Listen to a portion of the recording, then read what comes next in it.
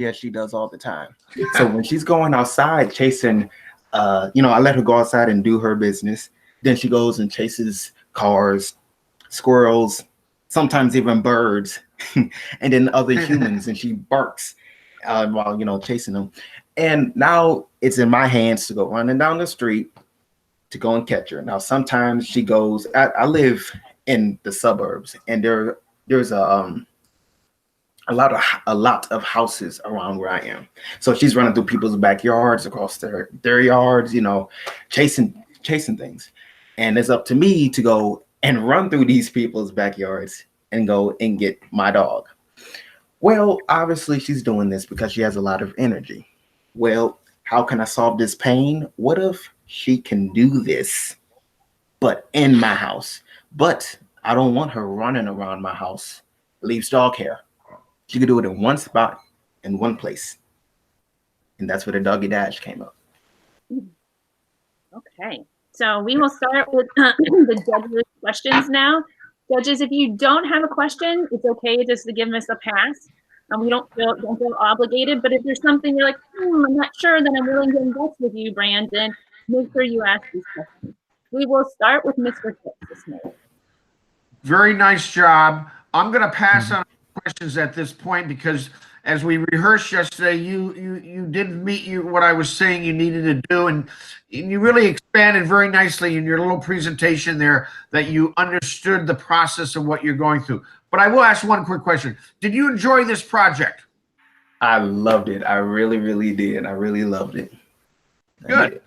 All right, Mel, I'll pass to somebody else. All right. So our former Bedford High School grad, recent grad from Xavier, Elise, who is also running her own business and also working for Macy's.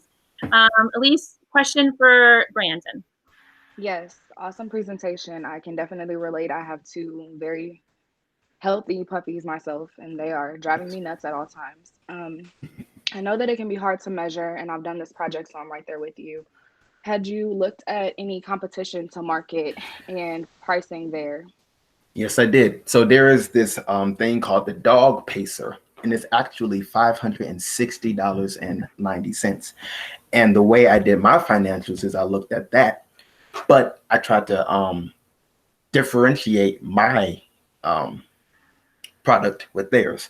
Mine has a sensor on it, so the dog can go as fast or as slow as it wants to. But the Dog Pacer, the owner has to get up and set the controls to how the Dog Pacer, how fast, how slow it goes. And so that's how I did that. Yes. Very good. Okay. I would caution you not to lowball yourself. The fact that you are making it easier on the consumer, which is people who love their pets, everyone who has a pet loves their pet. I would caution you not to lowball yourself with pricing. Consider that you could meet their pricing, even go a little bit under if you wanted to. But if we're looking at return on investment for the company, for the Doggy Dash, I would caution you to kind of bump that price a little bit. My next question would be about the sponsorship. I was curious, could you touch on which sponsors you're looking for? Were you thinking celebrity endorsements, getting sponsored by veterinarians? I know you touched on Facebook. So I have another question regarding that, but just the sponsorship piece first. Yes. So the sponsors would come from vets, people who are in the pet industry. They would have, like I said, probably like a card or something that would tell you that if I want to go and actually get this, they would get like a discount or a deal on it. People, well, yeah, I won't go into that right now, but yes, that's how that would work. Okay. And then my last question is about quantity produced year over year. I'm just curious, if you have 5,000 units that you're planning to produce each year, why 5,000? Let's start with that first. Well, because it was my it would take a really long process to create this machinery, and for 5,000 a year, I feel that would be really reasonable. And that was my first initial pitch, and that was just my like a thought, like a guesstimate. but then I kind of just stuck with it to see, because if you think about it, 5,000 a lot for this type of machinery. Sure. Okay. I could see that just in your first year, you wanting to start small. But I would say again, if you're marketing to the 3 billion people that are on Facebook, those Facebook people have friends that are not on Facebook. And if you're thinking about an elderly population that's not tech savvy, that may have an older dog that isn't getting exercise regularly, that may be obese or diabetic, you may run into a lack of quantity, and then your demand is going to increase, but people may notice that you can't like fulfill these orders. So were you thinking of doing a pre-order system year over year, or is it just like the 5,000 and it's gone until January 1st? Well, if it's, that's a good question. Well, think of it now. It probably would be a more, it will be a more pre-sale system now, because 5,000 a year and then it's gone no more until January 1st kind of doesn't make sense to me now. But yes, Okay. the pre-sale I would like will happen. Okay. Yes. Awesome. Right. Great presentation though. Thank you, Brandon. Thank you. Thank you. Thanks, Elise. Very good. Oh, it makes me proud. Good. All right. Next, we have Brian Kieran. Brian is the Global E-Business Manager at Parker Hannifin and our household resident engineer, kind of. So, Brian, what questions do you have for I just have one. Do you know, and if you said it, I apologize, I may have missed it, but do you know how much one of these costs to make? Okay. You should. Yes, I do. How much to make? I know how much they cost. No, how much to it cost for you to make? Like, do you know if it makes, if you're selling them for $800 or $500 or whatever, what are your costs associated with that? What's your margin on that? If it costs you $100 and you're selling it for 500, then you're making $400 per unit, and that's good.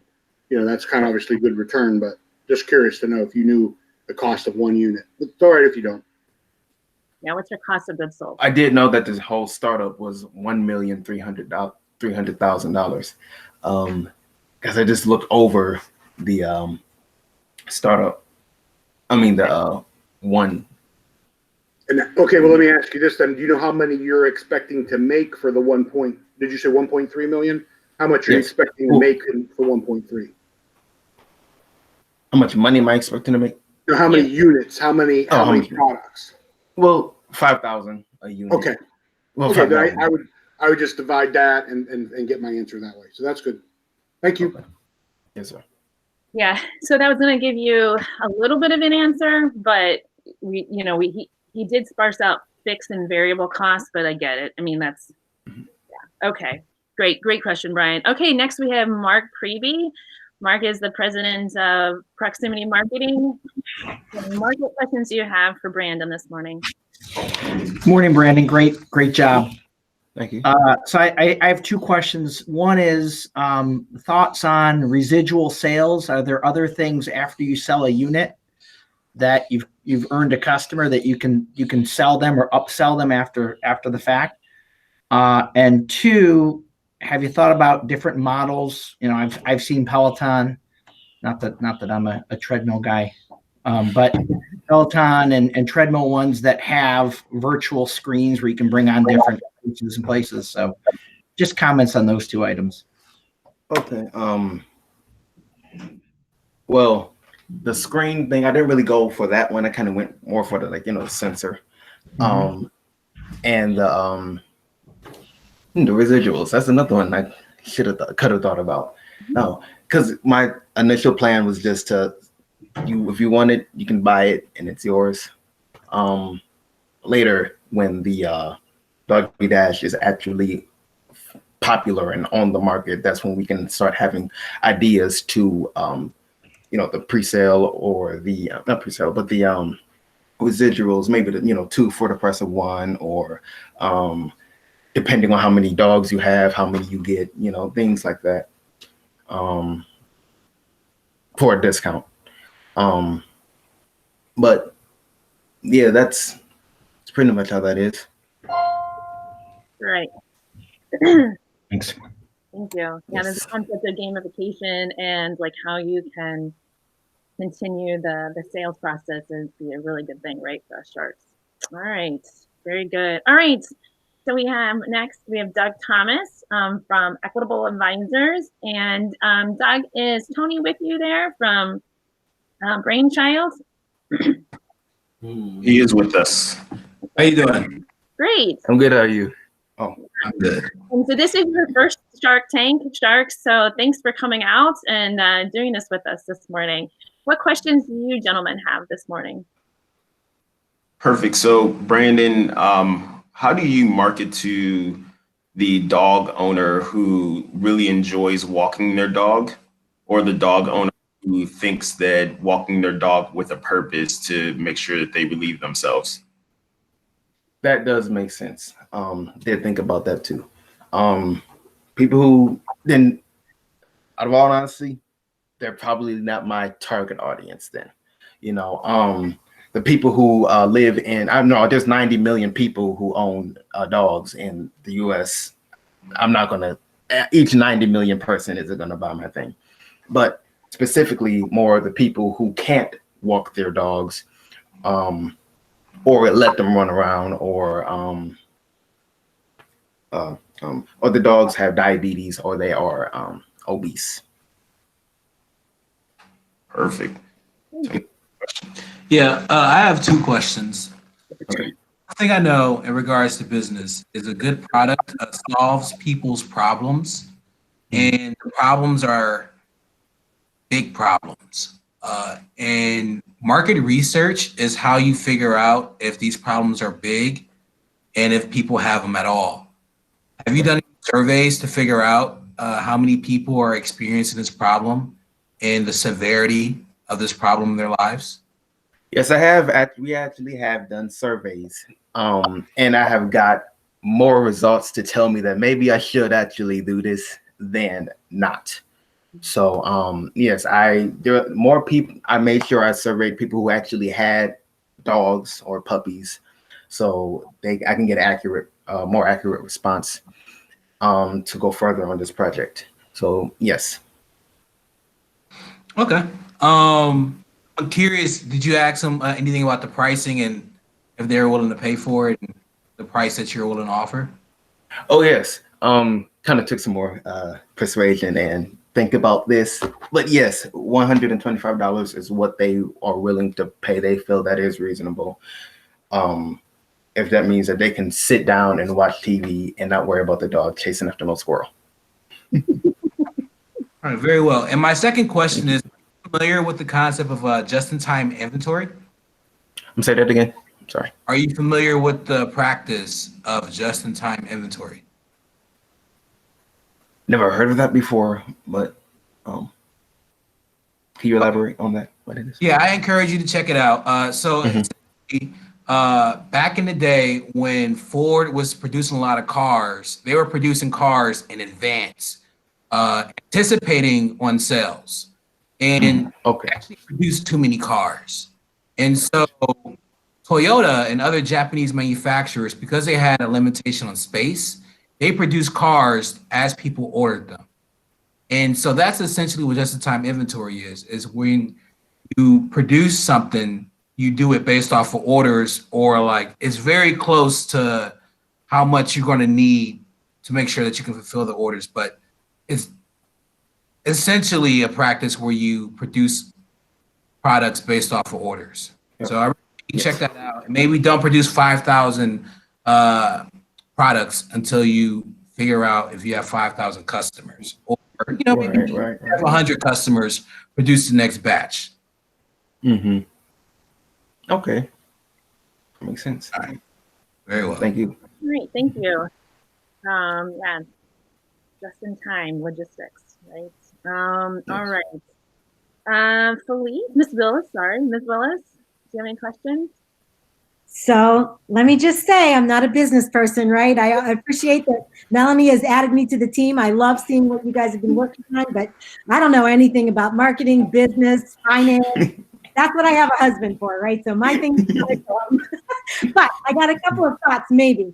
and I don't know, maybe they don't make sense, but, and I didn't look really completely at your business plan, but I'm wondering, you know, if there need to be, if you have considered the cost of marketing and staffing in the business plan that you've come up with and the funding that you need, if that's been part of the plan. And then, you know, I'm a girl, right? And so I like getting my makeup delivered to me once a month, and I like a clothing box coming to me once a month, and I like my food delivered to my house once a week. And so I'm wondering if there's any way that you have considered some kind of subscription thing where there's a recurring, it seems to be a great market nowadays where there are these recurring subscriptions that would allow you to monthly continue to be making money off of the product, even, once they've made the major purchase. Right. I don't know if you've talked about that or thought about that at all. What do you think? I don't know if there's any way in this kind of product if you could do that, but I wondered if you had considered that. Considerations I have not. I couldn't think of any other way to how I can keep making money off of like one sale of these things. But I did consider the startup costs. There you go, that word. Process for the building and the customers, that will all be $16,000 for at least the building alone, because that's the rent, the materials, I need the license and the I can't think of what I'm thinking about right now. And then the $27,000 is how much it's going to take to advertise it, because I don't want to put it on a billboard and have a lot of people who probably don't even have dogs running over it. So it's like a waste of money. But people specifically for Facebook, they have groups who share, look at what my dog did today, and people, friends like that. So that's how I marketed and advertised that. So targeting your marketing. So I like that. And then I think Elise was the first one who mentioned this, but as soon as you said that the dog pacer was $560 and yours was $25, I would agree with Elise that you probably have some room there, right, to think about what you want to charge for a unit. And not, be careful not to lowball yourself. Make sure that you're going to get what you deserve for the product that you've made. So yeah, I love it. Good job. Yes, ma'am. Thank you. All right. Well, you're officially off the hot seat there, Brandon. If you want to go ahead and give some notes real quickly, I'm going to go ahead and move on to our next contestant, who is Austin. So Austin, if you could show yourself there on the screen, big guy. Thank you. And Austin is going to tell us all about his music stand in just 1 second. So go ahead and take a minute while I get Austin to you.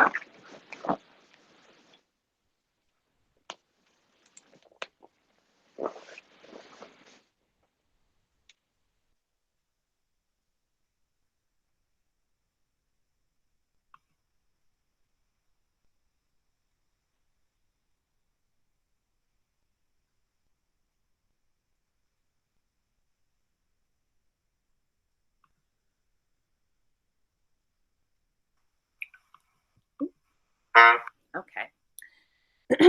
So we are going to go ahead and progress. I am mindful of the time. So this is Austin, and he has an idea for an automatic music stand.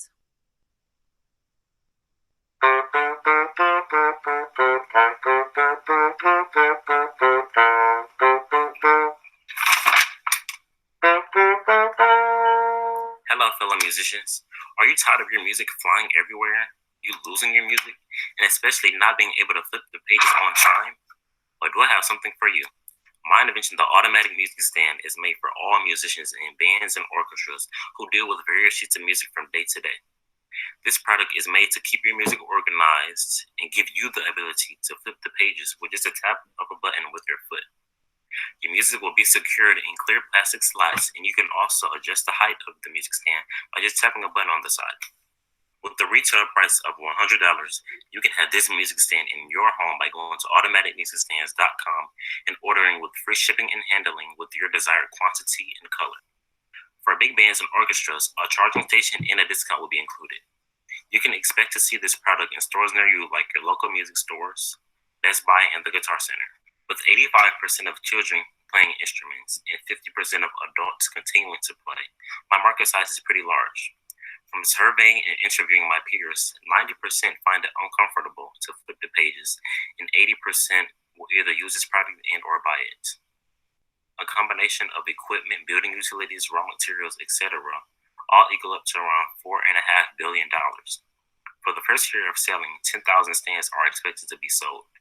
Each year, the growth totals is expected to increase by $2 million. The automatic music stand is going to come to reality, but it's going to take a lot of work.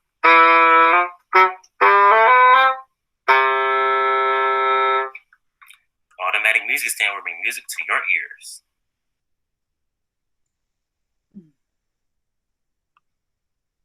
Right.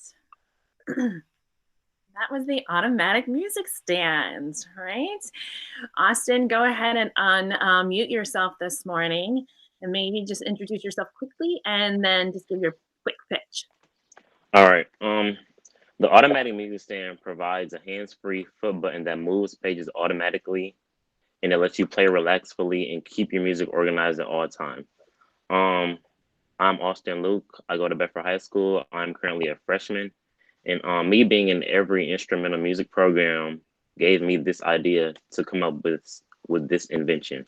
For example, being in the musical pit, I dealt with like 100 to 150 sheets of music, and it was hard to flip the pages on time. And dealing with big instruments, that was harder on me also.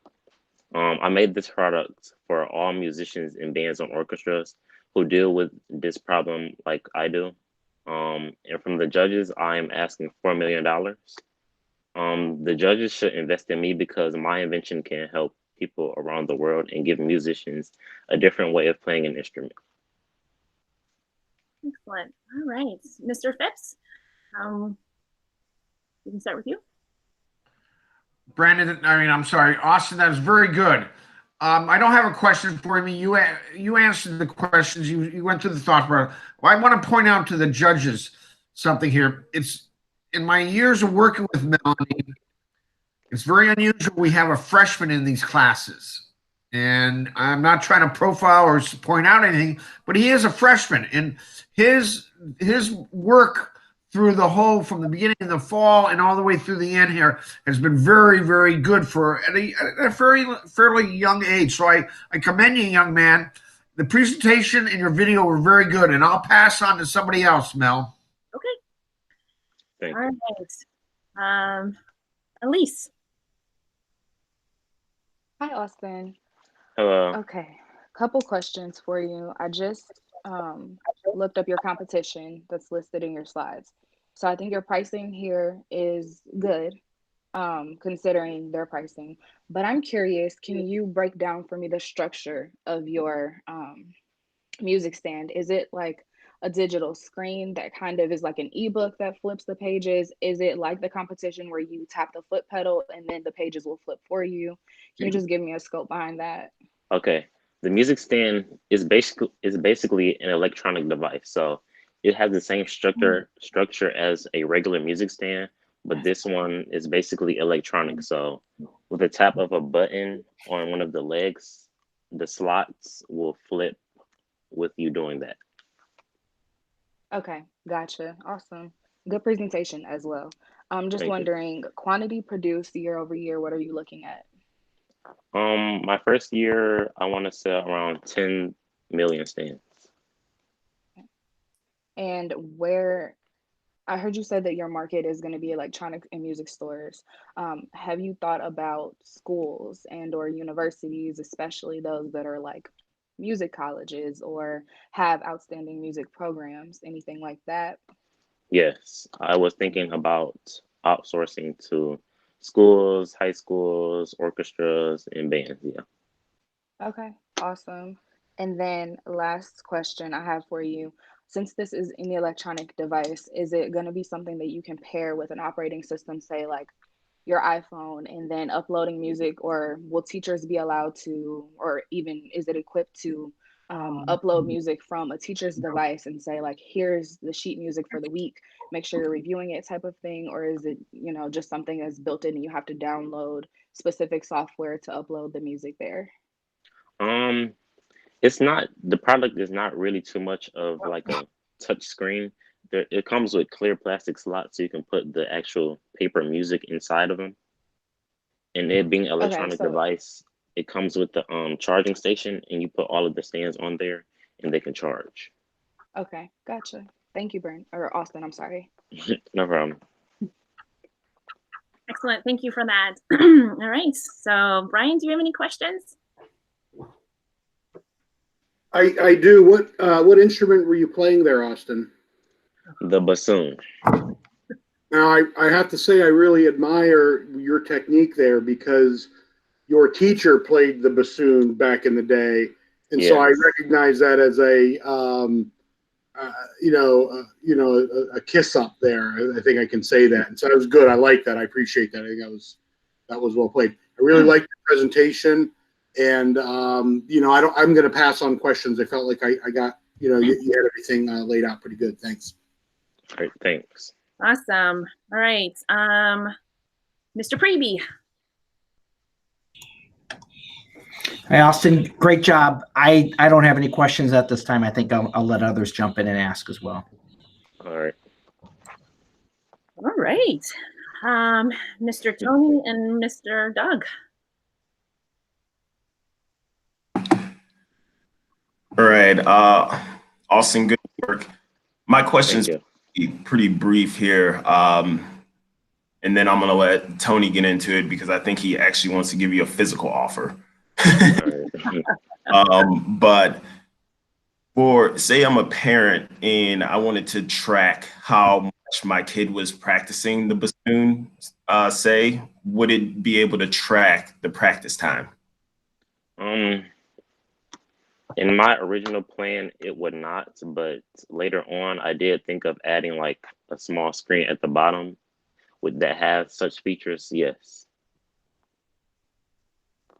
All right, so I want to say I think this is a good product. I imagine like people have a lot of this problem, especially since you're in this industry.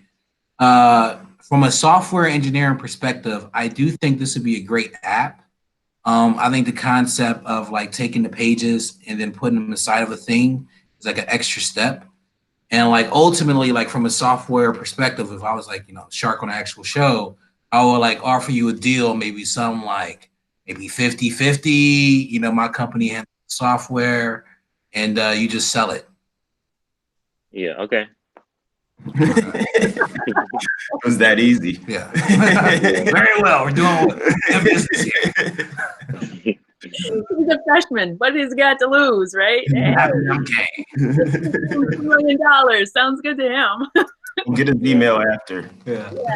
I just remember my cut, Austin. All right, so we're good. Very good. Any other questions, gentlemen? We're good. Okay.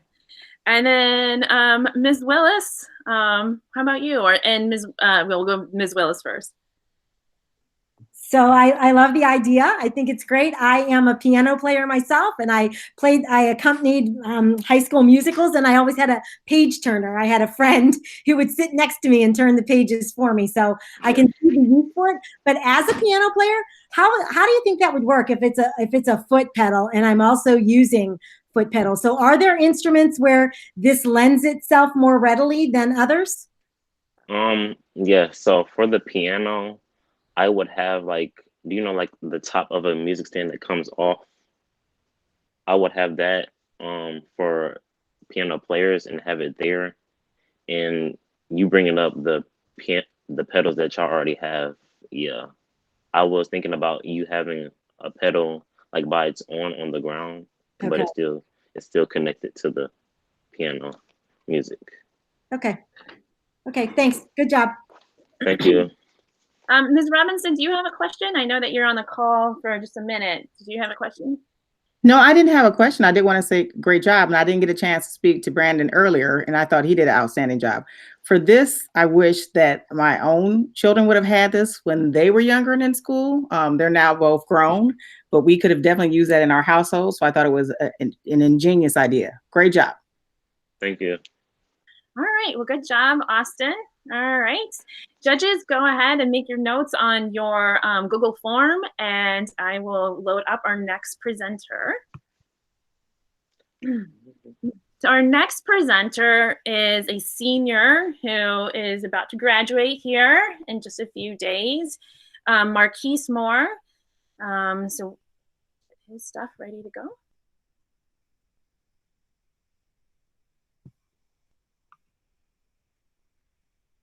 My name is Marquise Moore, and I created the Pro Cubes. I will start this over. Just one second. Purpose of the All right. Okay, so Marquise Moore is the inventor of the Pro Cue. As you can see, Marquise is a baseball player, and so I will tee that up for him, and then I'm going to go ahead now and start his video. My name is Marquise Moore, and I created the Pro Cubes. So the sole purpose of the Pro Cubes were to combine 3 cleats in one, which you have here. You have your metal cleats right here, your molded cleats right here, and your turf shoes right here. The turf shoes are solely used for practice. You know, if you have practice on the turf or something where you can't tear them up with metal, you use turf shoes. And then if it's a turf field, of course you can't use metal, so you use those. When it's raining outside, you use molded cleats. And when it's turf too as well, they can be used for a couple different things. And then you have the metal cleats that are solely used for grass and for dirt, nothing else. These are the most effective cleats, but studies show these are also the most dangerous cleats. If you look here, this is a metal spike. The metal spike you slide in, you can see I kind of got little cuts and stuff from the metal cleats over time. You know, you slide into a base, you try to lay down a tag, you got metal coming. And the problem that people were having with those studies showed that you know, you can't cut as quick as you can in some moldeds when you're in the dirt. If you're an outfielder, if you're whatever, you get great cuts with these. Now the problem with these is when you're running when you're running on a base, they're not good because it's dirt. So the purpose of the Pro Cubes were for people to be safe, for people to have the most cuts, and to also save money. Now here, you're looking at a $130 pair of cleats. Here, you're looking at about $120 pair of cleats. And here are $100 turf shoes. So I said to myself, you know, baseball is a very expensive sport. You play AAU, you're spending $1,200 a year at least on just jerseys, training, stuff like that, not even talking about cleats. Then you got hotels and you got all type of stuff. So I wanted to save as much money as possible, and $200 to me goes a long way. You're spending $350 on cleats when you can spend $150 on cleats, and they do everything that these 3 cleats all do. Another thing with that was it was space. So my sole purpose of space was this. I'm on my way to a tournament. I packed my bag.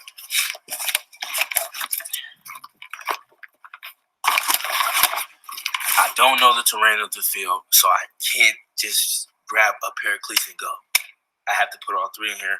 And as you can see, my bag barely shuts because of this stuff. You see what I mean? So stuff like that, it saves time, it saves space, it saves money, it gives you better cuts.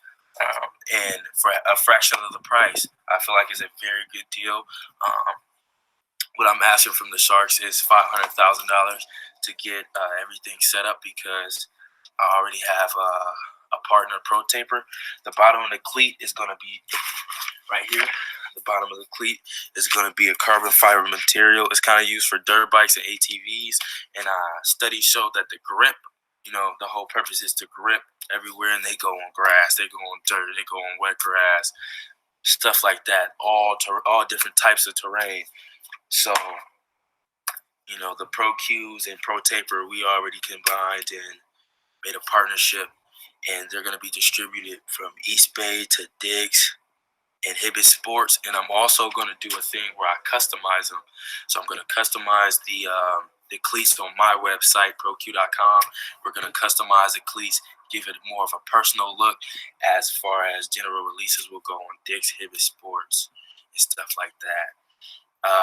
This is a very big market. You have over 15 million people playing baseball, Little League baseball, and parents love their kids, bottom line. So, and they will do anything to keep them safe, whether it's, you may have your favorite cleat that you love, that you worn for a couple years, but is it going to keep you and other people safe? No, probably not if it's a metal. Or, if you're using motors, you're going to end up getting metals and stuff like that. So it kind of just saves time, it saves space, and it saves money, where you can buy one cleat a year, you can rock it out, and then the next year you buy another cleat. It's a big business, and a lot of people are willing to get in the business, and it's open holes because Nike, Adidas, New Balance, Under Armour, they all want the most money from people. So they're like, okay, we're going to create 3 different types of cleats. We're going to create the motors, we're going to create the metals, and we're going to create the turf shoes, instead of thinking and saying, well, have the customer in the best hand. They don't. And I kind of do. I want to put the customer first and put them in something that they're comfortable in. And like I said, over 15 million people are currently in this market, and it's growing. And that's not counting amateur baseball players from the collegiate level to the high school level. We're just talking about kids in middle school under right now. So it's a very big market, and it's a lot of open holes where I can maneuver and get my product on the shelves and sell. And we're going to be the #1 cleat. And broke use. All right. All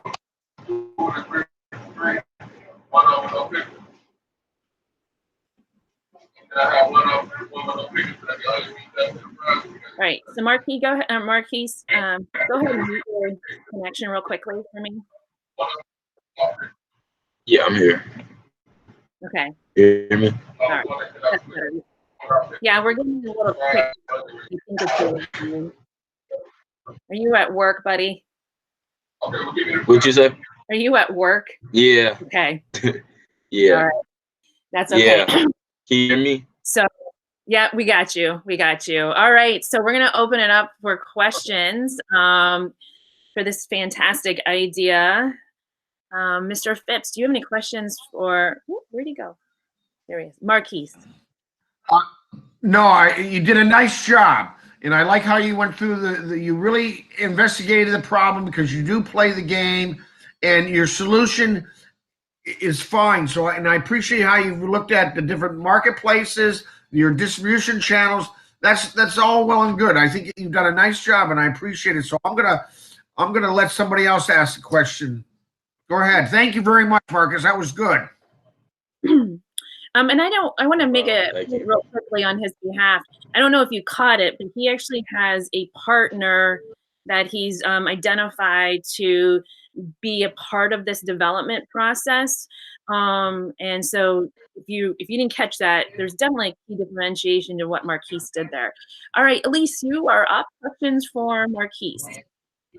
Awesome presentation. Great job. Great product. I love it. I think you thought this through very thoroughly. And I was going to ask about the competition from Nike and Adidas with them having the 3 different ones. But I think you did a great thing in combining 3 products into one and really hitting on that market need as a player yourself. So awesome job. My only question actually was to your comment about having a partnership. So is your partner sharing then 50% of costs to produce? So what's gonna happen is they supply the materials, the bottom of the cleat, which is the Pro Taper material. So they supply the materials, and they own 25% of the company. Okay, awesome. That's my only question. Great job. Great, thank you, Elise. Brian, do you have a question? I do. I like the idea very much. I thought the presentation was very good. I admit that I had a little difficult time hearing some of it. I'm not going to hold that against you or anything like that. It was just a little bit of an audio problem. So if you said this, I apologize. But I think one of the things that's unique about your situation here, and because I think you have a very pragmatic approach to what you're trying to sell, and I appreciate that.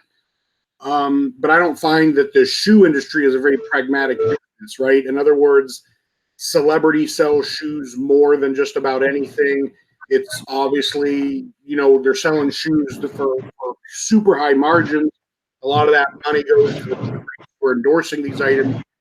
And I think if you came in with a product that would compete with, hey, I don't have to buy 3 Nike products, I can just buy one of these instead, you'd be faced with a lot of market pressures that have nothing to do with financials or pragmatic behavior. Had you done any research or thinking about how you're going to protect yourself from those kinds of things? I know that's kind of an in-depth question, but like for you to really do this for real, your competitors would not like it and do everything they could do to stop it, because they want to sell 3 shoes. They don't want to sell 1. They could do this themselves if they wanted to, I suspect. The question is, have you given any thought to what you do? And it's okay if you say no. I just was curious to know if you had thought of that. Wait, can you repeat that for me? I can't hear you.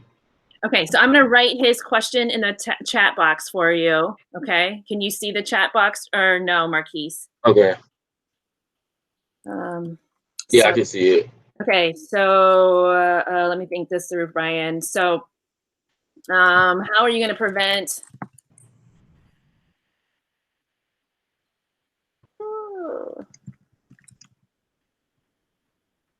Competition from crushing you?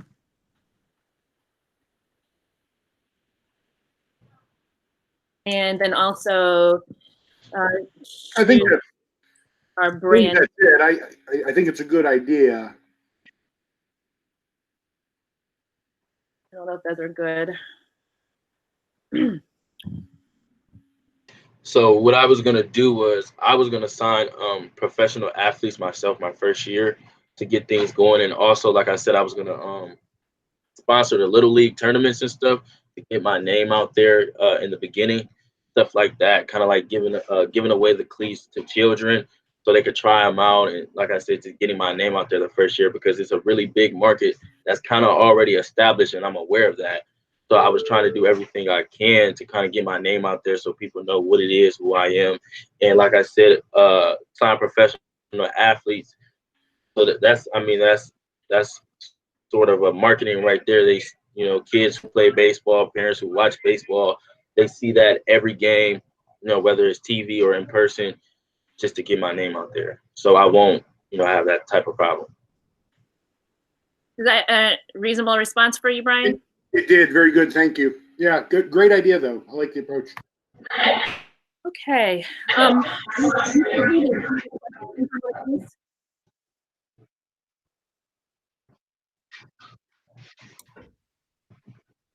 you say that again, Mel? I'm sorry. Do you have a question, Mark? Yeah. Yes.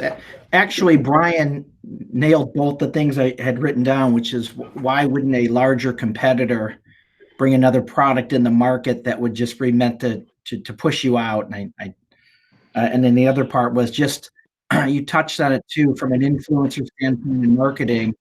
I guess one of the challenges is that any of the athletes you look to sign, they might have endorsement deals in front of them from other shoe companies. So have you given thought to that, and maybe an alternate group of people that could do influencers?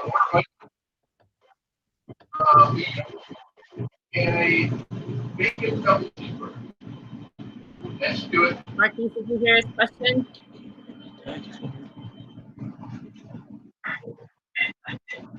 It keeps cutting out. It was working fine. I don't know what's going on now with the internet. It's your turn, buddy. I'm sorry.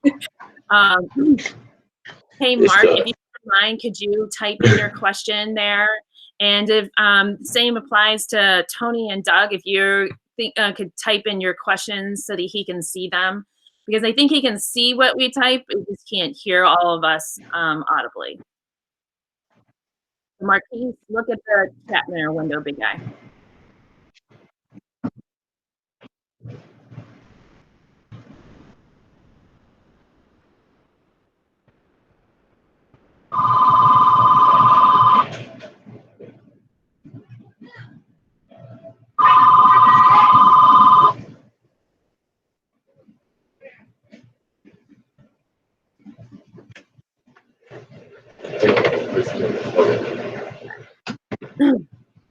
question for you, Mark. You open a reason one. So my influencers, other shoe companies have deals. Other shoe companies will have deals with athletes. Are there other options? So what I was gonna do was try and kind of not like buy them out, but sort of, you know, like new athletes coming in from the AAA onto the majors, kind of like that hot new person. Try and get them signed right now because I'm up and coming, they're up and coming. We can both help each other in that aspect, in that way. So, and then what did you mean by who are my influencers? My like as far as what made me come up with this product?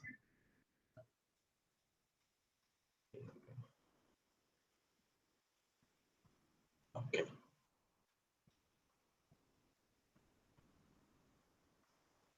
So, Mark, what do you mean when you? Oh, he said I answered it. No, Mel, he answered. You have a prototype. Influencers meaning what athletes? We got it. Yeah, we're good. Yeah, I'm gonna patent. Okay, and then there's another question about prototyping. Yeah, I was gonna patent was gonna be the first thing on my list, was to patent my product and my name and stuff like that. Yeah. So for Mr. Thomas and Tony, that we do talk through the whole patent and copyright and trademarking and all of that process. But because these are still STEM theoretical products, we have the kids go out and do the digging and like, oh, who could you partner with and what materials could you use? But we don't take it to that next level. So none of these, I mean, they're all conceptual. They're all theoretical ideas. All right. Any other questions for Marquise? Ms. Willis, Ms. Robinson? No, I'm good. Thank you. Okay, thank you. Great job, by the way, though. You understand that? So, go ahead and go ahead. Marquise, I don't have any questions. I just wanted to tell you that I appreciate that you've taken on something you seem super passionate about. It sounds very well researched and really thought out. I mean, I think you did a really great job on the presentation. And good luck with this. I think it sounds like it could be very good for you. Thank you. Yeah, I'd also say patent pending and prototype that actually works does sound like a good idea. And I would be interested in like throwing my theoretical money behind it if you ask me to show. Very cool. All right, so thank you all. Marquise, go ahead and mute your phone. And Marquise is working 2 jobs right now. So he was the last one to post his video, and I think I got it last night around 12:30 at night. But that's because he's working hard. He's getting ready to go off to college and play baseball there. So yeah, so thank you, Marquise, and good questions, everybody. And if you need more details about Marquise's business plan, it is on that website. There's PDFs there. You can drill through them a little bit if you didn't hear something that you wanted to hear. All right, but we're going to keep moving on. We're just going to stretch from our seats. And our next presenter is Michelle. So our first female of the group that is presenting, she's got this idea for a paw clipper. So Michelle, get ready to unmute yourself and be able to see us. You don't have to do it quite yet, but we're going to be there in a second.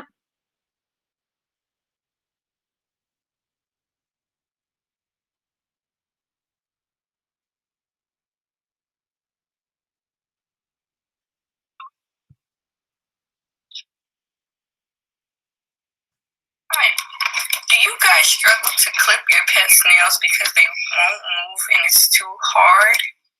Well, I have a solution for you. Say bye-bye to the messy little clippers that never work and always give you a hard time. I'm going to show you guys a better way to clip your pet's nails.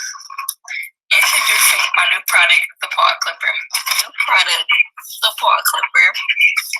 Let me show you how it works. On there, and it automatically clips your nails for you. Introducing my product, the paw clipper. product is the paw clipper. It provides people a faster and easier way to clip their animals' nails. It's the shape of a paw print and it's electronic. The reason you need to buy my product is because it is automatic and it's different from all the other products. It will save you money and it will help you give your animals a better life experience when it comes down to their nails. My business description. My business will be a partnership with PetSmart so I can build customer trust and equity. My business will operate as a sole proprietorship the first 6 months. The product paw clipper solves the pain of paying for salon trimmings. My target audience is pet owners and pet retailers. In order to reach new customers, I will have coupon promotions sent through mail and emails. 67% of the U.S. households, or about 85 million families, own a pet. The paw clipper is different from other animal clippers because my product is automatic and faster, and it's nothing people have ever seen before. I have a large amount of people in the United States that own a pet, so to that advantage, I have a higher chance of selling my product.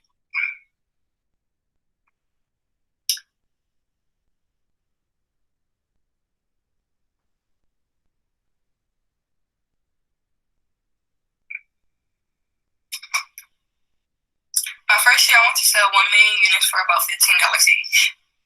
I will get most of my funds to build my product through bank loans, grants, and the rest of the money I'll need your help with. I'll ask you for about $2,000 to help me build my product. My marketing plan is to get my business all over social media platforms like YouTube, Instagram, Facebook, and Instagram. In order to market my business, I'll have promotions like pop-up ads and make coupons to make shoppers want to buy my product. In my partnership, I will own 80% of my business. They will take 10% of sales I make in a retailer. The money I need for my business will come from loans, grants, donations, but what I'm asking for you is only $2,000. In order for me to be successful, I need your help with any suggestions for my product. And the money aspect of it, I'll have everything else under control. In 2 years, I want to sell at least 1 million units.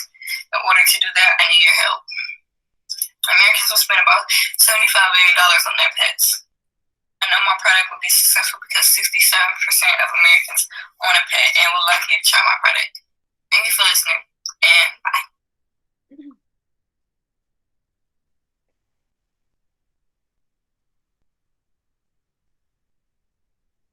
So there's Michelle. Hi, Michelle. Go ahead and Hi, Miss Karen. Yeah. So go ahead and introduce yourself, Michelle. Give your quick little pitch. Okay, hi, I'm Michelle Rollins, and I'm here to tell you about my product, the Animal Paw Clipper. It provides people with animals, but no time to groom them, a way to trim their nails, and a faster, easier way than any other product.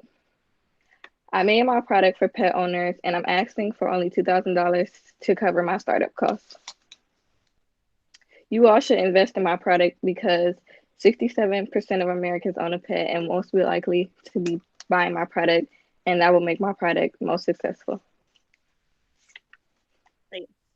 Hey, Michelle, can you tip your phone up just a little bit so we can see more of your face? There we go. All right. Thank you. All right.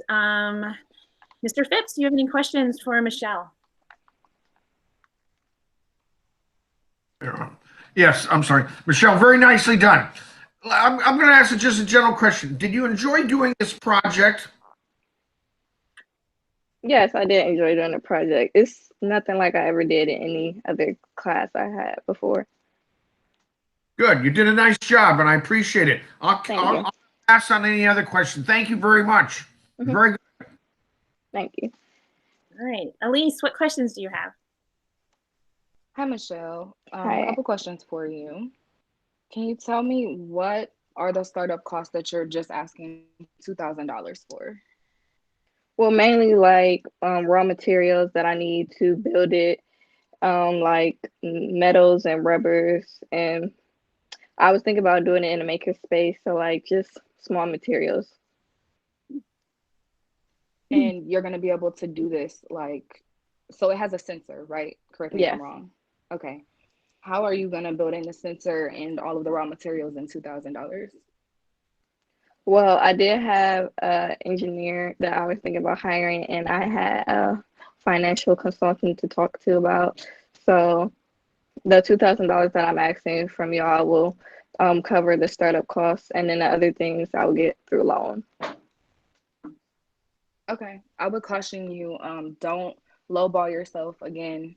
I've said this to the other presenters. Don't lowball yourself with startup costs, because you may run into, especially something like this, you may run into a need to do a prototype, or you may find that some things don't match right away. So give yourself some leeway when you're asking for money. Go for it, because again, the pet business is a very lucrative business. I'm telling you, I have stuff I said I would never buy for my pets, and it's here. So just don't lowball yourself. Like, go for it. If this is something you're passionate about, this is something you're behind, you're gonna have to do it a couple of times to get it right, especially having those specialty pieces of an automated sensor inside of it. With that, my second question is just, how could I get my pets to stay attentive enough to like stand there with one paw on this mat to get their nails clipped really quickly? Because it's a hard time for me even just holding them to clip their nails. Yeah, so I thought about that too. And like my dog, she gets distracted easily by like lights and sounds. So I was thinking about adding like lights lighted so it can light up and distract your dog for a few seconds until it can clip their nails. And like having some type of sound or something attached to it. Awesome. So they can stay Okay. distracted. All right, thank you. Great questions. Okay, so Brian, question. And I think Elise was onto something. I think your $2,000 might want to revisit that. It seems very low. I think it's a great idea, and I think people would be willing to invest more in it. But I think to get an engineer to develop it and to add a sensor and a light and things like that, it'd be pretty expensive to do that. I don't think your overall costs are out of whack, but I think a little bit more in the startup would probably make sense. I really liked the presentation, and I liked your idea. I think it was well thought out. Have you thought about working with your friend Brandon to see if there's some kind of mutual relationship there in terms of your products go, and see if you can market them together? That's kind of interesting too, right? Yeah. All right. I was looking through your plan, very detailed. I liked it. A lot of good stuff there. Do you have an idea if how much it's going to cost to make one of them? Have you kind of estimated what the cost just to manufacture one or a number of them would be? It'd probably be around like $10,000, I think, for like just to make one of them. But I was thinking about a cheaper option of a makerspace, but I don't know how that's gonna happen now because the school is shut down. So Yeah. Okay. Thank you very much. Good luck. For those who don't know, we have a makerspace at Bedford High School where the students can come in and make stuff. Everything from 3D printers to all the like saws and drill presses and all that. I mean, just some cool stuff. So yes, hands-on learning at Bedford High. Okay, let's see. Mark, Mr. Preby. Yeah. Hi, Michelle. Great idea. Well done. Your presentation was excellent. I love in your plan how you have built in using the, what do you call it, a personal selling force, because pet owners are fanatics, and I think they would buy from others who are out showing product. So I love that idea. I really don't have a question other than I'll echo the earlier comments that, if you're going to take on $200,000 in loan and debt, it's almost like, why bother asking for $2,000? I would say don't do it at all, or ask for a larger sum to have others share that risk. Okay. But that's it. Thanks. Thank you. Very good. Thank you. All right. Doug and Tony. Here, Tony, go first. I'm trying to get my numbers together. All right. Yeah, I would definitely echo the $2,000 being low. I think that, if you talk to a developer and figure out exactly what needs to be done, have them like kind of scope it out, you might be able to get a better number of how much it would cost. And I think the raw materials may not actually cost that much. And then the concept of, if you're going to ask for 200,000, might as well up it up to like maybe 10 or 20K. But really just kind of determine like how much do you need to get your prototype done.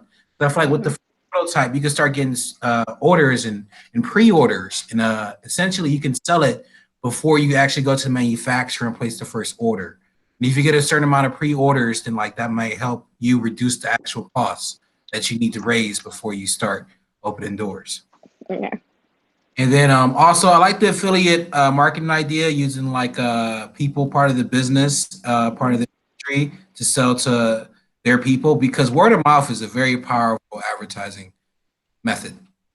And if you reward people for doing that, that's gonna help you a lot. Okay. So I really like the deal, but I don't like being partners with the bank. So I'll give you the loan.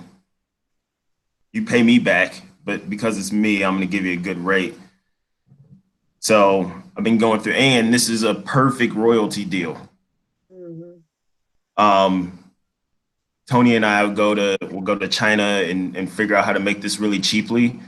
So if we're able to get this under $50 per unit, because I feel like pet owners will buy anything for under $50, and you give me $10 a unit, I'll give you the loan and we'll give you $40,000 on top of that. Deal? You can't talk to any other shark. We found our new found Mr. Wonderful. What do you think, Michelle? Talk to them. Yeah, that sounds good. Yes, thanks. We did it. What was it? 40%?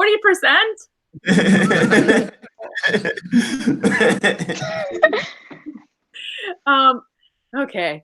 One thing I wanted to mention, Michelle, talk a little bit about Ken and Parma. Oh yeah, he's a financial consultant that will be helping me along the way with the money issues and the startup costs and the bank loans and the grants that I'll be filing out for. So it's kind of interesting. All these kids, students have gotten pretty good at different pieces and parts of this process, right? And so she actually reached out to different individuals to help her build pieces and parts of this plan. So I just wanted to pull that out. All right, Eric, questions. I don't want to skip you this time, sorry. Hi, Michelle. Thanks for your presentation. Very nice. Thank you.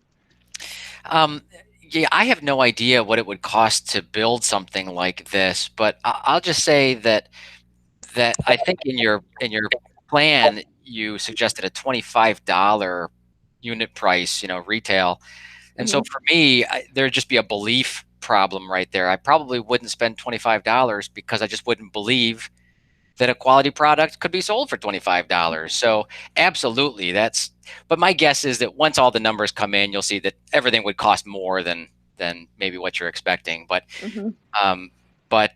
so it's not that I don't believe it could happen, just not for $25. I'd be much more likely to spend $50 on it than $25. So and I'm the target, because I had a dog that dog needed to have its nails trimmed, and yes, I did it, and I did it wrong, and he bled. So I, not every time, but I get it. On page 3 of your plan, you said that a crucial piece of data was that from your survey was that most people do not groom or clip their animals' nails. Did that survey answer the question why they did not do that?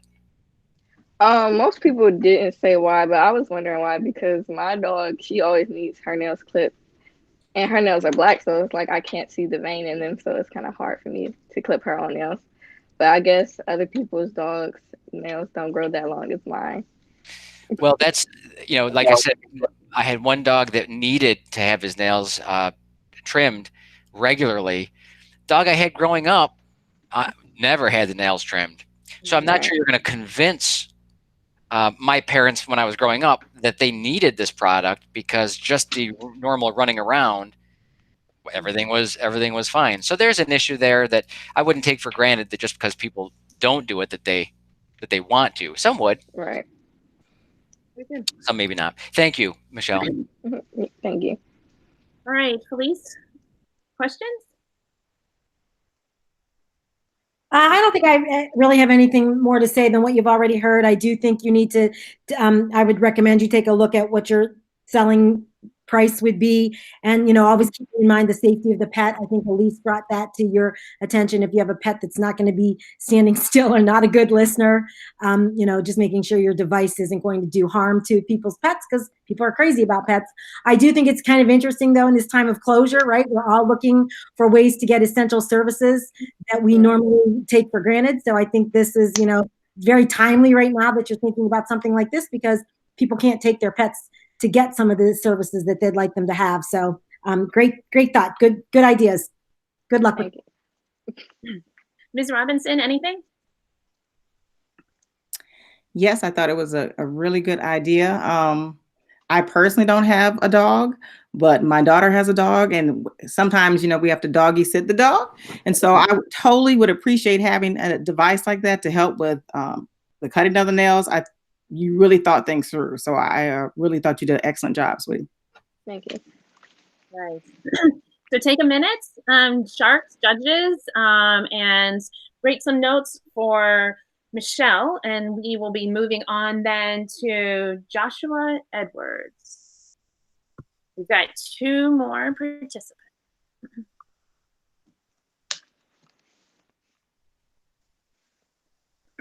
So Josh is also a senior, getting ready to graduate here in the next few days. I do want to give Josh a shout out. He was he started taking marketing classes just this year and will be finishing the pathway in 1 year, which I don't think I've ever had done. And he was new to DECA this year, and we didn't get to go to state competition because it was canceled, but they used the students' scores, and Josh took first place in the introduction to personal finance. So kind of an asterisk next to that, but I know he would have done well had he had the opportunity to do that. So congratulations for him on that end as well. All right.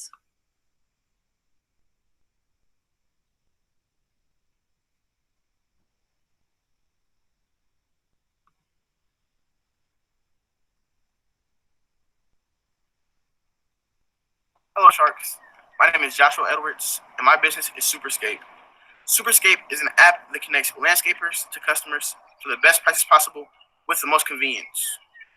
In 2019, landscaping was a $93 billion industry, and in 2020, it's predicted to increase to $97.8 billion. What separates Superscape from the competition is Superscape allows you to view a landscaper's previous work and post jobs and have landscapers bid on them. This guarantees the best value possible. This is why Superscape will revolutionize landscaping and make it possible to profit off of the global landscaping industry. With Superscape, there's also no mandatory long-term contract. Today, if someone wants to receive a landscaping service, they'll be forced to enter a long-term contract. However, in today's world, long-term contracts are not for everyone. In fact, they don't fit most people. However, with this inconvenience, in 2018, 40% of American households that had a lawn still use the landscaping service. With Superscape's added convenience, they'll be able to increase this number drastically. For Superscape to come to fruition, Superscape will need $600,000 in funding. This will cover a development team, leasing an office, and many other necessities for Superscape. With Superscape's first-year projections of just reaching 2.5% of their target market, their first-year revenue will be $38 million. Superscape's second-year projections include an influx in users to just over 2 million recurring users. Because of this, there's also an influx in the projected revenue to just over $132 million. From year 2 to year 3, Superscape projects nearly doubling in recurring users from just over 2 million to about 3.8 million users. This will result in more than doubling the projected revenue from $130 million to $275 million in projected revenue for Superscape's third year of operation. This will result in your initial $600,000 investment being worth a projected $13.75 million in the span of 3 years. Thank you for your time, Sharks. I look forward to working with you. All right. Thank you, Josh.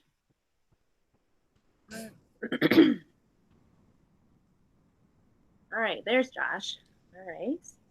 So Josh, why don't you go ahead and introduce yourself and give your quick pitch. Hi, I'm Josh, and I thought about this idea because in the winters when it snows, I go and I plow driveways. I snowblow driveways, and the hardest part is finding somebody to snowblow their driveway is very tiring. Having to knock on everybody's door just to get one customer, and I figured that it'll be way easier if there was an app or some network where I was able to just see who needed a driveway snow blown and give them my offer, and then I'll be able to go and snowblow their driveway.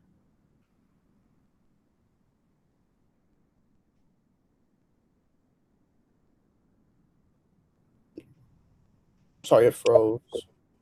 Yeah, it's okay. Are we all back? Can you just give me a thumbs up? So I see you, Josh. I see you moving around. I'm on. Okay. Okay, keep going. Right. Yeah. Okay. So Superskip is requesting $600,000 in investments for a 5% stake in the company. This will cover a marketing team, software development team, and an office for us to work out of, and all the essential stuff like computers, desk, things like this, so that we're able to get Superskip up and running. All right. So, Mr. Phipps, do you have any questions for Josh? Good morning, Josh. How are you? I'm fine. How are you? Good. Josh, for the group, explain to me like you did yesterday about the app, in particular with lawn maintenance, in particular with flower beds, customization, how your potential customer will interface with the app so that you can provide your service to them. Give me a little bit more detail in that area like you did yesterday. Users will be able to post whatever they need done, no matter what it is. It can be removing a tree, their lawn, new flower beds, anything like this. And landscapers from around the area will be able to bid on this for the lowest price or the best price, giving the consumer the best value.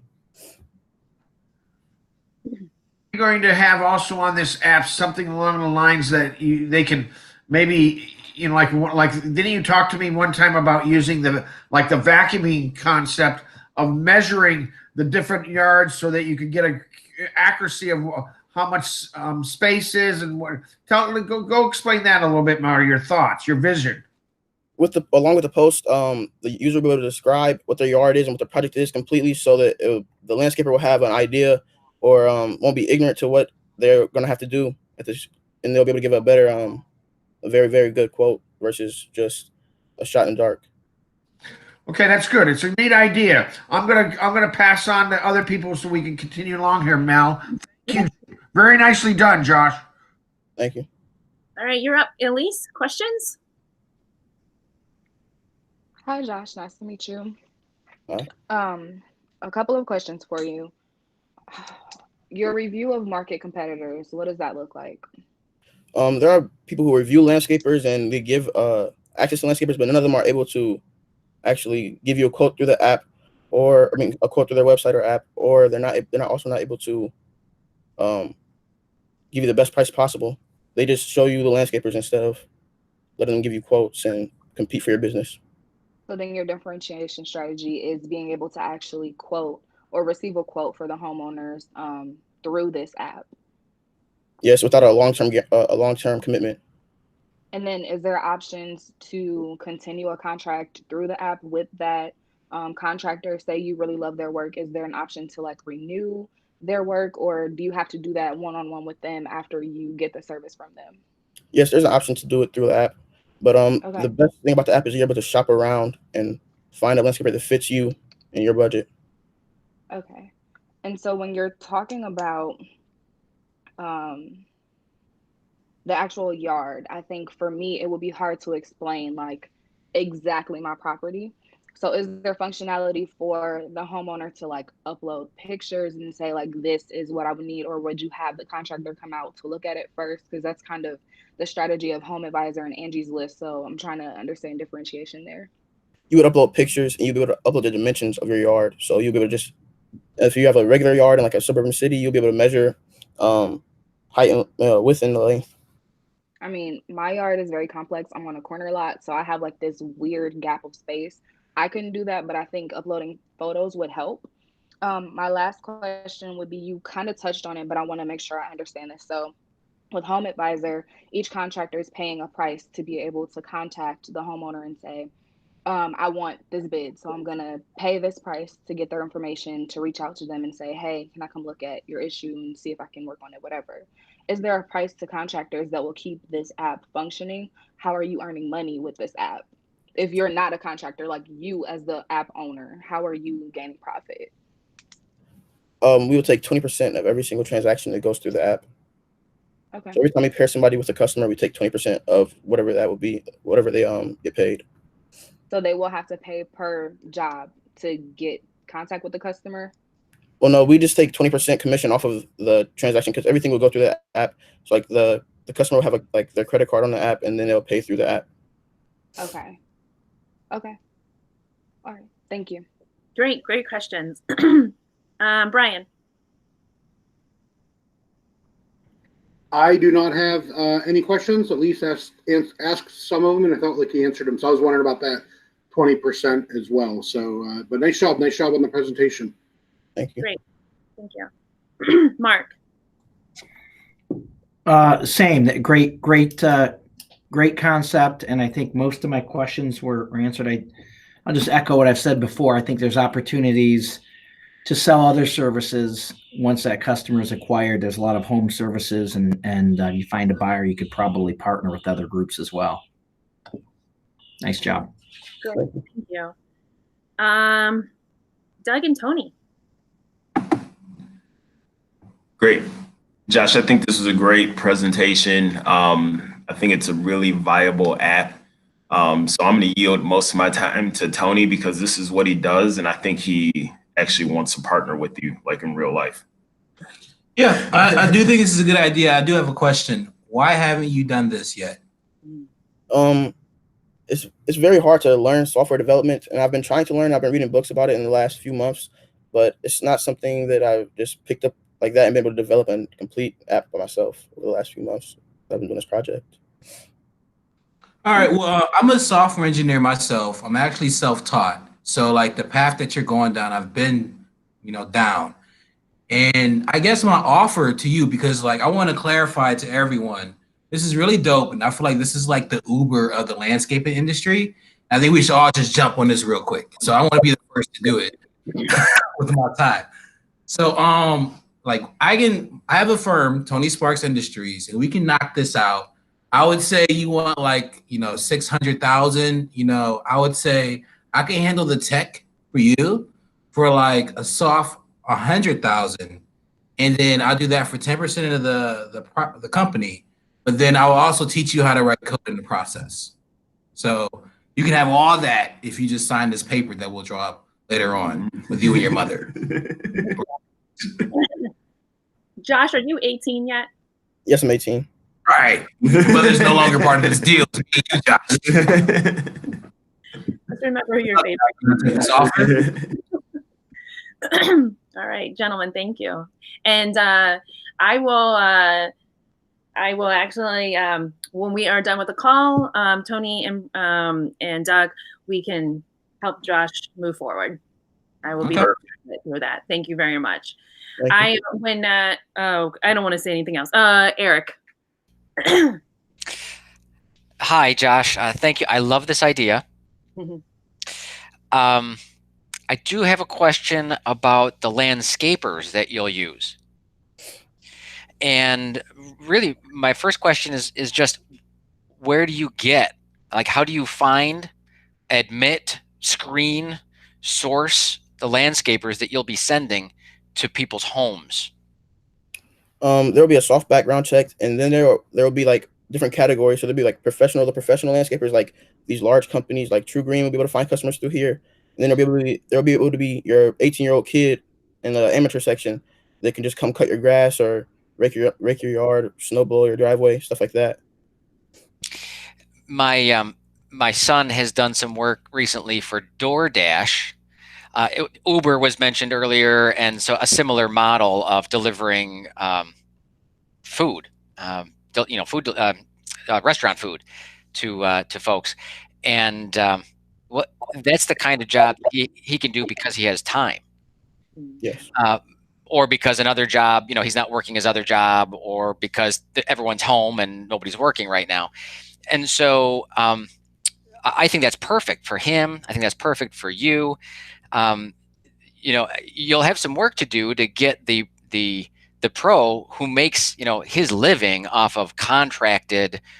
He's not going to fit in somebody to do a 20-minute job if he's got stuff that's, lined up for his whole summer. Unless he does, because he's got a good possibility of long-term, return sales, but if it's just a one-time gig, that's perfect for some landscapers. I think we'd see about others. The way that I'm going to get the big guys to come in is volume. Just have more people who are willing to just have one-time service. There'll be a much bigger opportunity because they don't want to enter a long-term contract, and there's going to be so many more people. They just need this one thing, so they're able to match what they're already doing with the volume of these smaller deals. Thank you, Joshua. Great. Okay, Felice, question? Yeah, so I don't know if I missed something. I feel like I've been multitasking, but so it seems to me, right, you're talking about just landscape, you're talking about landscaping. So it's kind of seasonal, right, or regional. Your business could have, ebbs and flows as far as volume.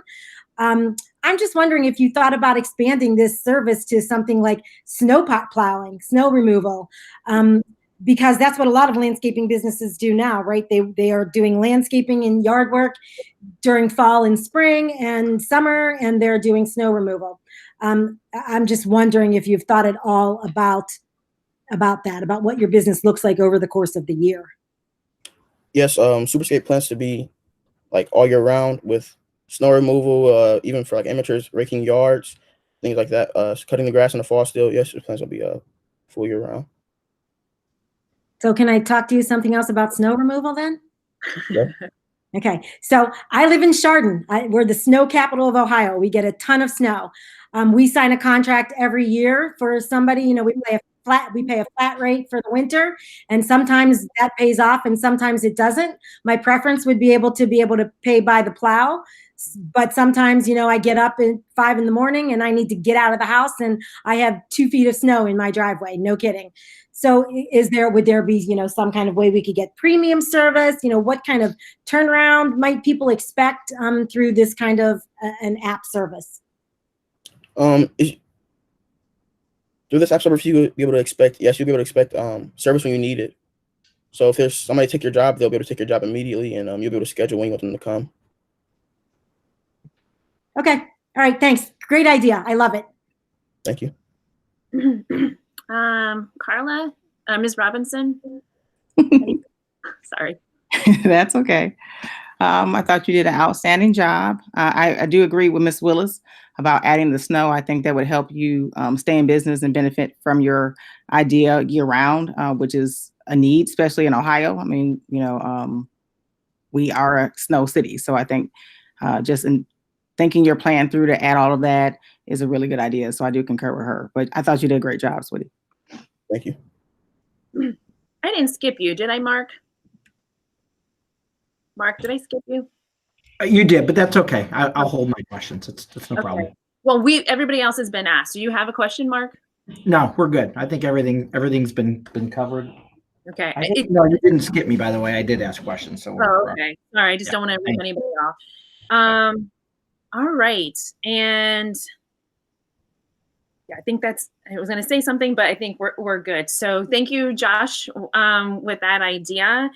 And one thing I was going to mention, I didn't know if you heard this. It wasn't just cutting lawns. It was also like if we needed my beds dug out or things of that nature too. So Josh, bring a rototiller over and we can plant my garden. Okay. So thank you for that. We've got one more shark to go, or one more team to go here, and this is Amanda. Amanda is a sophomore at Bedford High School, and And I had Amanda go last because she was a little nervous about doing this. And so I wanted to put her last at the end because that way she could build up her confidence. And she's kind of quiet, but she's got, and no offense to anybody else on the call who's gone through this process, Amanda's paper was scored the highest. These papers were judged by other teachers and other judges in the written form before today's event. And so I just want to give her a shout out to that. And I'm going to go ahead and show her video at this point. She's got the drying cap.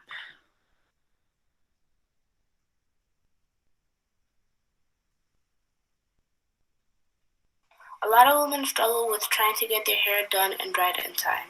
Using a hairdryer can not only be time-consuming but very tiring when you hold it for a long period of time. Women spend hours each week trying to style their hair. The drying hair cap can help cut that in half. I'm proposing a new and effective way to dry your hair quicker. It's suitable for women of all ages, and it's also small, portable, lightweight, quick, and easy to use. It also allows you to multitask and leaves you hands-free to do other activities. The drying hair cap is an adjustable cap for all sizes. With its lightweight battery, it makes it easy to travel around with it.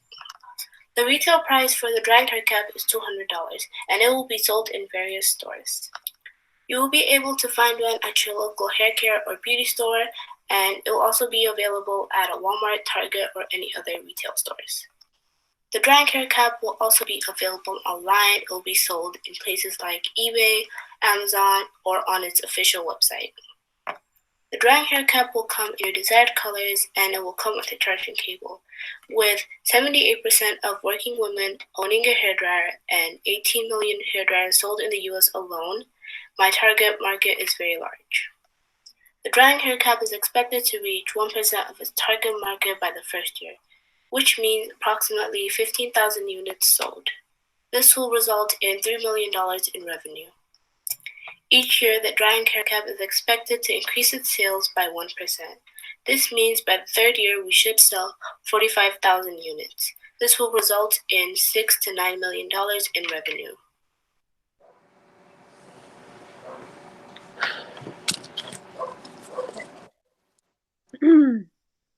So there's Amanda. Hi, Amanda. So Amanda, a great job. Can you just introduce yourself and give us your quick pitch?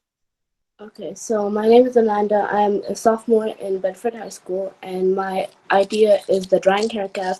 It is a new effective way to dry your hair quicker, and it's suitable for women of all ages, and it allows you to multitask while your hair is drying. I created this product because it takes me a long time to get ready, and especially when I wash my hair. So I am asking for $20,000 because it will cover all the startup costs, and you should invest in this product because it has great potential because of its large target market. And yeah. Very good. All right. Mr. Phipps, question for Amanda. Good morning, Amanda. How are you? I'm good. How are you? Good. After yesterday's session, when Mel mentioned your paper, I had not read it, but I did read it last night, and you did do an outstanding job. That's very good. Thank you. Compliment you on that. Your written skills are outstanding. So continue that. I'm gonna let the other judges. You've done a nice job. We've talked about this, and you've hit on everything. You understand what you're doing. So I'm gonna let the other judges ask questions, Mel. Okay. Thank you. Elise. Hi, Amanda. Great product. I could really get into the weeds with this one, but I won't. I think that you have a great presentation, great product going here. I am concerned about market competitors though. So let me understand fully. It's a portable product, so you just put the cap on and it dries, correct? Yeah. Okay, that's awesome. That kind of knocks out some of your market competition. I think your pricing strategy is might be a little high for me, I would say, just for at home. But if you consider the cost that you're saving to go to the salon, it could be marketable as well. So I think you did a great job. I do like the idea of the product. I think there are some considerations and it may not fit everyone, every type of woman, depending on what else she's doing with her hair. If she's trying to dry it and straighten it, I know for my texture being more coarse and more curly, it wouldn't make sense for me to put a cap on it because it's just gonna make my hair like dry in a fro, as opposed to like if I was going to straighten it, I would need it blow dried out because the combing action helps. But I think you definitely have hit a nail on the head with this one, and it would be helpful for a lot of different styling purposes. So great job. Thank you. Thanks, Elise. Brian, you know all about drying your hair, right? So what questions do you have, Brian? Well, it used to be I just walked out of the shower and put some hair gel in and brushed it and I was done. Now, since I haven't got it cut in 2 months, there is a little bit of work there. It's all kind of really new to me. But if I can transform my experience into others, it definitely does sound like a very good product. I thought your presentation was really good. I'm looking at your paperwork too, and I can tell why it was graded out so high. So that was really good. Question for you that I couldn't find. Maybe it's there, and I apologize if I missed it. But how much does one unit cost to make? How did you estimate that out? In total, like all the startup costs for the first year costs $20,000. But I'm not sure how much. Okay, I'm sorry. What was that number again? Didn't quite hear it. $20,000. $20,000 for the first year, and then do you know how many you would intend to make in the first year? 15,000 units. Okay. That is all I have. But thank you very much. Thank you. Mark. I too want to apologize for my hair growing so long. This is a product I'd have a hard time. Unlike Elise, I think if I had a cap on it, really wouldn't make much difference. But Amanda, I thought it's a well done presentation. I think it's something that is prone to being not prone. It's not the right word. It's a product demo. Somebody using this in a hair salon or somewhere else, I think would love it and then want to have it in their home for their own personal use. So I think it has legs in that respect. I do wonder about competition. Who else is out there doing something similar? I don't know if that was in here or not. Are there competitors doing something out there that is close to this? Yeah, there are competitors that have other hair dryers like Dyson and Revlon, but none of them offer where you can have your hands free and put it on your head while doing other things. Okay. Thank you. Good. Thank you, Mark. Doug and Tony. Oh, where did Doug and Tony go? Oh, there we are. Sorry. As people enter the meeting, you kind of get shifted around a little bit for me. All right, questions. And thought this was a great product, great presentation. We don't have much hair over here, so don't know if we are going to be users of the product. Probably not. But I'm always into making money off of different products like this. So, but it seems like you have everything straightened out, and you know how to make money. Yeah, I think you did a very nice presentations. I think it was very nice how you identified the market size and the opportunity. You remind me of Madam C.J. Walker. Have you seen that special on Netflix or that movie? No. Okay. Well, I highly recommend you do. She became a self-made millionaire, and so can you. And so I'm curious, like, did you design a prototype at all, or like, is there any type of designs that you thought of? I haven't designed a prototype like yet, but it will definitely be the first thing I'll do. Cool. I think that you're solving a big problem. I've definitely seen women talk about drying their hair. The more they have, the harder it is. So if you can solve this problem with an accurate product that works, I think that you have something that can make a lot of money. I recommend that you use that makerspace if you have access to it, and do your best to make a prototype ASAP. Awesome, thank you. Eric. Hi, Amanda. Nice presentation. Thank you. Your target demographic might be a little narrow. I was wondering if your cap would be able to dry Mr. Phipps' beard. My questions were answered. Thank you very much. Nice job, Amanda. Thank you. All right. Felice. Oh, Ms. Willis. Hi, Amanda. Amanda, did you say it's battery operated? Is that correct? Yeah. So how does a user know when their hair is dry? Is there a timer or is there a sensor? How? You can set a specific temperature based on your hair type, and then there's a timer, and then by a couple minutes it'll be. Okay. And damage to the hair, any thoughts about that? Is it safe for your hair? There'll be really little damage, unlike a lot of hair dryers, but yeah. Okay. All right. Thanks, Amanda. Nice job. Thank you. And then Ms. Robinson. Hi, Amanda. I thought you did a very good job, sweetie. I did have a couple of questions. So with it being battery operated, my mind went to how heavy would that be on a person's head? So I guess trying to think of the motor you're using and what type of size batteries, because it would be kind of heavy. Then also, if you're going to use it in a salon, would it be large enough or adjustable enough? So if the client had rollers in their hair, would it fit over that? Because some of your competition that is out there now, you use it and it attaches to a blow dryer, can fit over rollers or can fit over different types of products that might be on the hair for whatever style they're trying to create. So I would encourage you to think about that too, the adjustable size of the cap. But otherwise, you did a great job. Thank you. Do you want to respond to that, Amanda, at all? What? Yeah, it comes in adjustable sizes, and you could also, instead of a battery, you could also do a charging cable. It depends on which one you want. Great. Okay. Is there any other questions?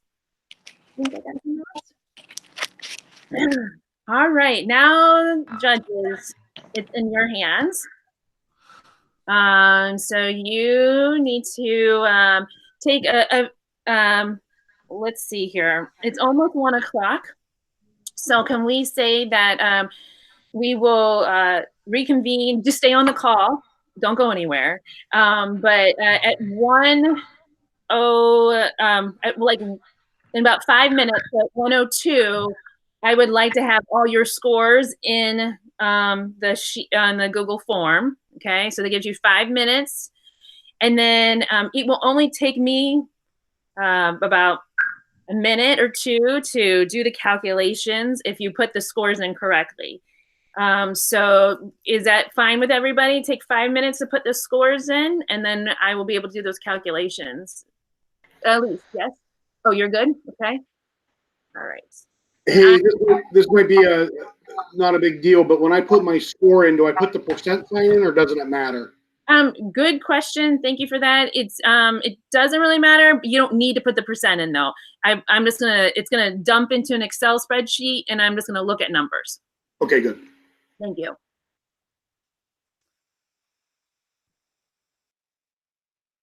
Hey, Mel, if I may, I would like, this is Jim Phipps. I want to thank the judges sitting here. Your questions were outstanding for each and every one of these young people. I ask them questions all the time, Mel. We're always challenging them, but it's always nice to hear from other people in your point of views. And we all come at things differently. And I want to thank all the judges. Your questions today were outstanding. It was very helpful for the students. And I got to tell you, this is a tight race, you guys. I don't know how you feel, but these kids have done a great job. And as you're doing your math, the first place winner will win $500 today. Second place will win $300. And third place will win $200, and all the other students will win $100. So there is real money that they are walking away with. So yes, deliberate.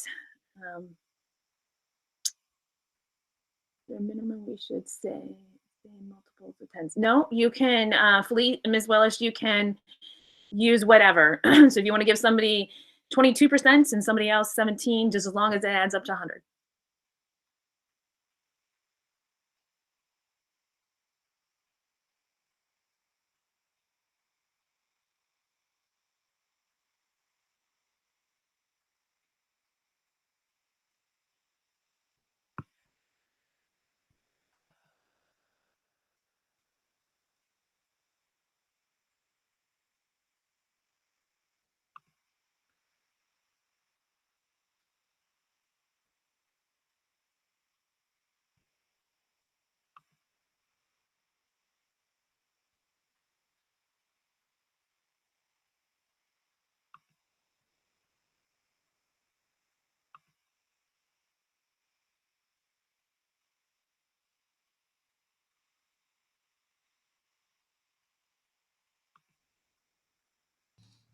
Mel, what are those pictures behind you? Are those Cleveland Browns players? Who are those guys behind you? So yeah, this is Brian's or the basement, and that apparently that's Turkey Joe Jones. Oh yeah, throwing Terry Bradshaw down. Yeah. You betcha. It's a classic. It's a classic, and he deserved to be thrown on his head. Aren't we terrible? No. No. I was going to say something, Mel, about, is that a popcorn machine behind you? It is. That's Rachel's popcorn machine. So I'm in the basement. Sorry. I know. It's all right. You don't even know what's been going on around me. Cats and dogs, and we make it work. Well, you pulled it off nicely. Oh, we did it together. All right.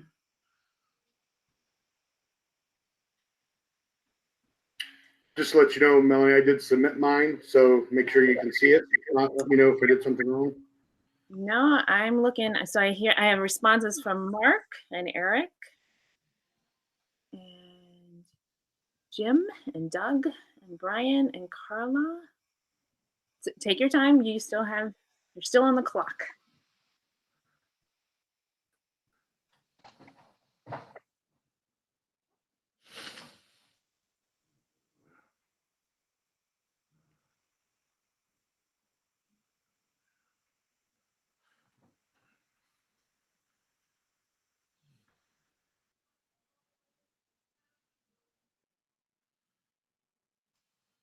Well, hey, Mel, this is Jim Phipps. While we're waiting, I also want to tell all the judges and the students, it really is grateful, and I'm really thankful for working with Melanie. Melanie does a great job with these young people. Her past life of being in the private sector, then becoming a teacher in a public school, she's done a fantastic job. She absolutely loves what she does. And finally, also, I'd like to point out to all of us that Brian and Melanie have a son who plays football at Brecksville, and he made third team All-State. Yes. That's very good. That's phenomenal. It is. Good job, Brian.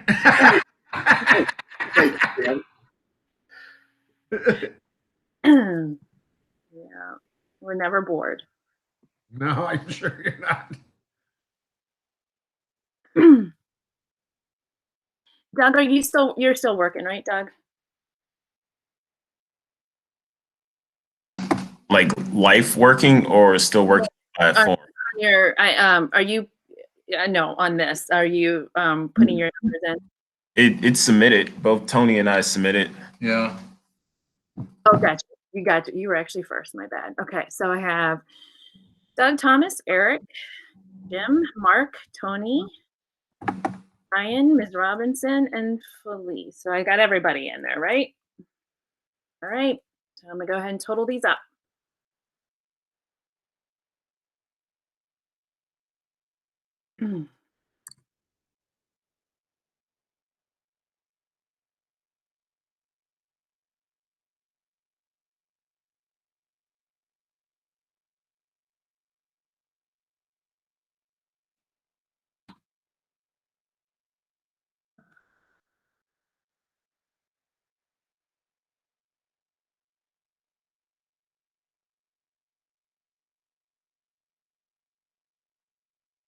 All right. Magic markers coming out.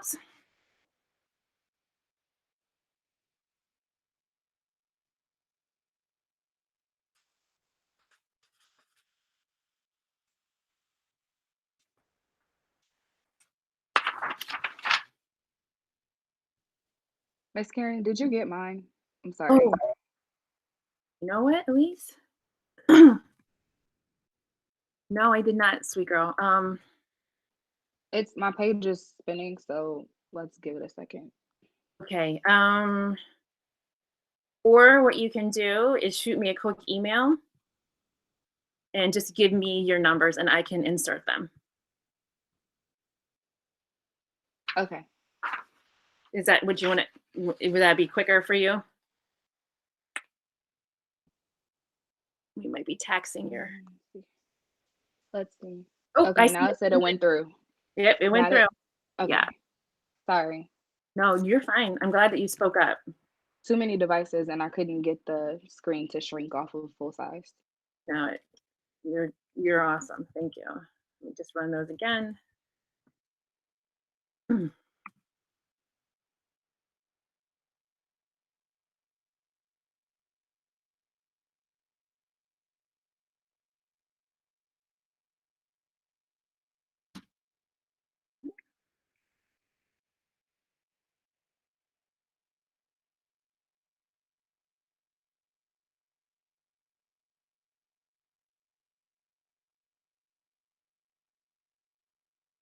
Okay.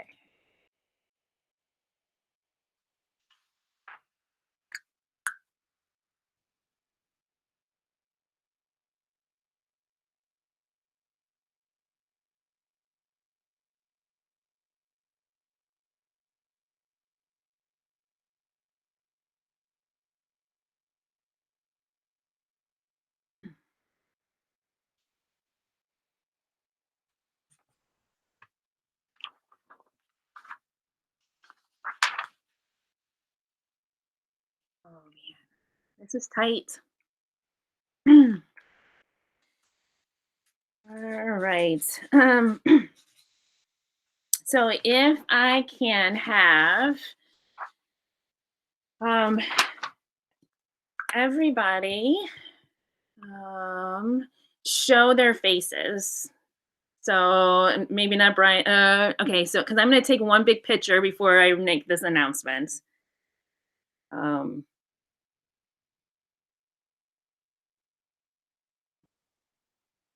Okay. So Brandon, can you show us your face there, kiddo?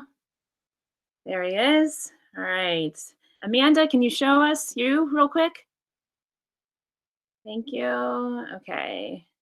And actually, Roland Robinson joined us. He was one of our mentors, and that's fine if you want to show yourself. There's Roland. All right, I'm going to take a picture really quickly.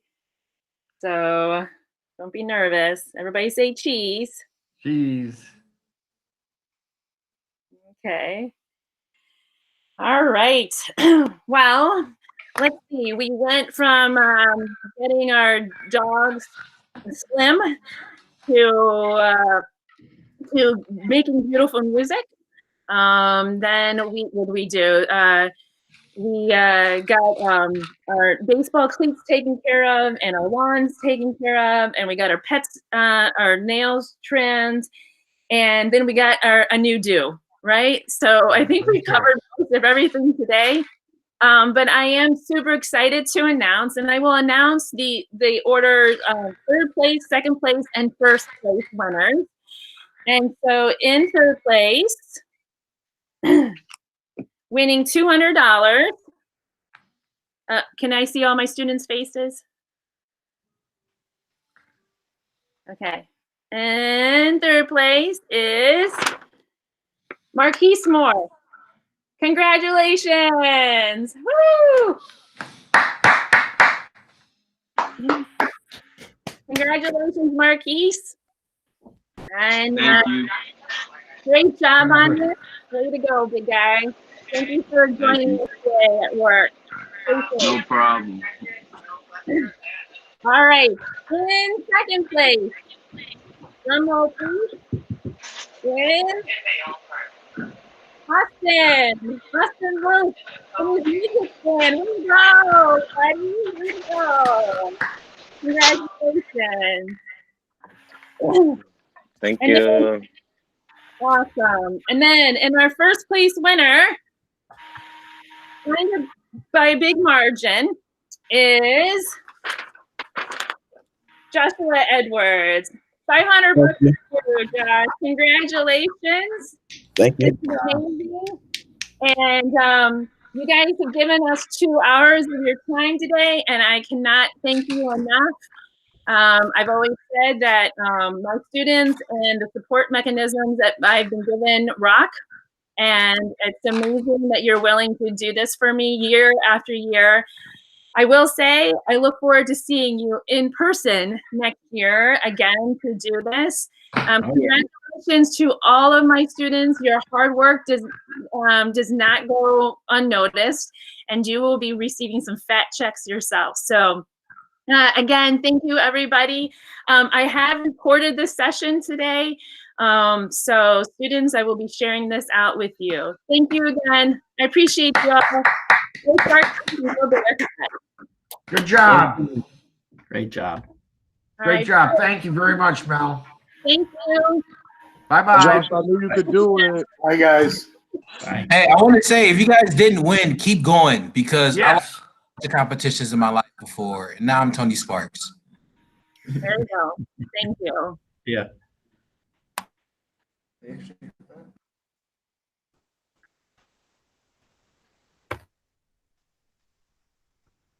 Wait, do we hang up? Yep, you can hang up.